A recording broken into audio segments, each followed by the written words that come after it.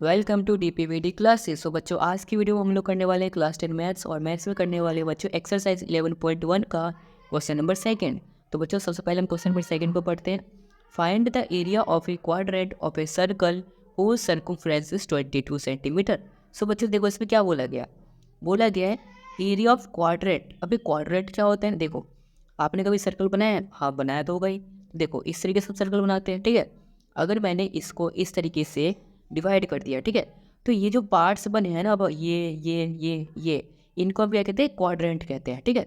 जैसे मैंने अगर ये वाला एक पार्ट ले लिया तो इसको मैं क्या कहूँगा, एक क्वाड्रेंट कहूँगा, ठीक है बच्चों। अब हमें देखो यहाँ पर क्या बोला गया, सर्कमफ्रेंस 22 है। सर्कमफ्रेंस क्या होता है, यानी कि इसकी बाउंड्री क्या है बच्चों, 22 सेंटीमीटर है। बट हमें फाइंड क्या करना है, एक क्वाड्रेंट का एरिया फाइंड करना है। तो एरिया फाइंड करने के लिए हमारे पास रेडियस होना चाहिए। तो इस सर्कमफ्रेंस की मदद से पहले रेडियस फाइंड करते हैं, ठीक है बच्चों। तो सॉल्यूशन में बच्चों हम सबसे पहले क्या करेंगे, लिखेंगे जो हमें गिवन है। क्या गिवन है, सर्कमफ्रेंस ऑफ सर्कल कितना गिवन है बच्चों, 22 सेंटीमीटर। ये चीज़ हमें गिवन है। अब बच्चों देखो, सर्कमफ्रेंस ऑफ सर्कल का फॉर्मूला क्या होता है, 2/r होता है। 2/r को बराबर कर देंगे 22 सेंटीमीटर के, ठीक है। और यहाँ से हम r की वैल्यू फाइंड कर लेंगे।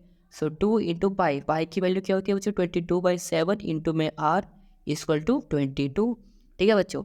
अब देखो यहाँ पर ये क्या है, डिवाइड में, इस तरफ जाके क्या हो जाएगा, मल्टीप्लाई, ठीक है।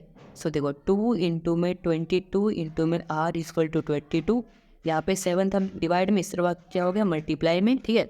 और यहाँ पर 2 इंटू 22 क्या है बच्चों, मल्टीप्लाई में, इस तरफ क्या हो जाएगा डिवाइड में। तो इसको भी हम इस तरफ सेंड कर देते हैं। सो r बराबर में क्या आ जाएगा, 22 इंटू में 7 जो कि ऊपर था, फिर अपॉन में बच्चों 2 इंटू में 22 नीचे चला गया, यहाँ से यहाँ पहुँच गया, ठीक है बच्चों।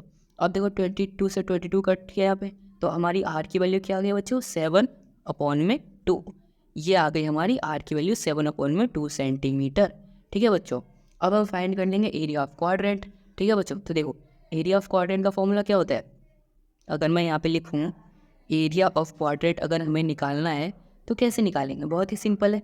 मुझे बताओ एक क्वाड्रेंट जैसे ये है, यहाँ पे कितने डिग्री का एंगल बनेगा, 90 का बनेगा। यानी हमारे पास थीटा तो मिल गया। और देखा जाए तो ये एक रेडियस है, ठीक है, ये भी एक रेडियस है। और रेडियस से इस तरीके से क्या बनता है, हमारा सेक्टर बन जाता है।